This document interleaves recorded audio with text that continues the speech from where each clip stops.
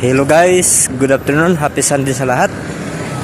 Punta tayo guys sa Palawan Pawn Shop para po mag-claim sa new upcoming millionaires natin guys, no? Guys, na si Rodilyn, no?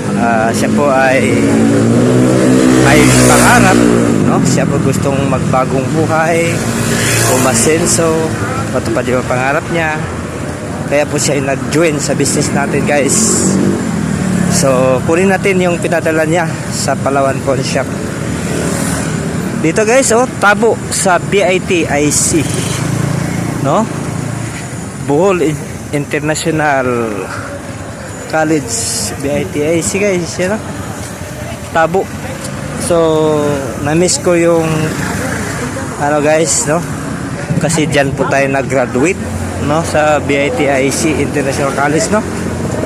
So yan po, tabo, buong guys, yan po ang main, no. Ito po yung main na BIT. So maraming branch po yan guys. So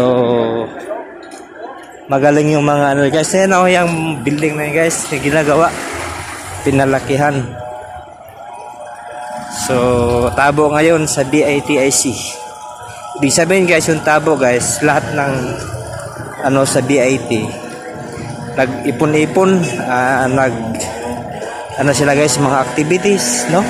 Yan, no? Mga games, marami. Dati nung nag-aral pa tayo dyan guys, no? Lagi kami nag-champion, no? Sa chair dance. Galing tayo sa chair dance tayo. So lagi kami nag-champion sa department namin. Kaya yung BITIC, na-miss ko yan. Diyan din ako nag-high school din, no? So kahit mahirap tayo guys, nag-aaral tayo sa college. Kahit mahirap, but actually guys, ako po ay isang working student or striver, no? Nung nag-aaral po tayo sa school, sa college, no? Striver po tayo dyan sa school na yan. Kaya kilala po ako dyan kasi matagal dyan ako sa school na yan guys. Dyan din po ako nag-high school, nag-working din po tayo, no? Kasi mahirap po tayo, kailangan natin mag-working. So sana yung Palawan dito guys, no? So ang hirap maging mahirap, kaya tayo nagsusumikap para hindi tayo maghirap.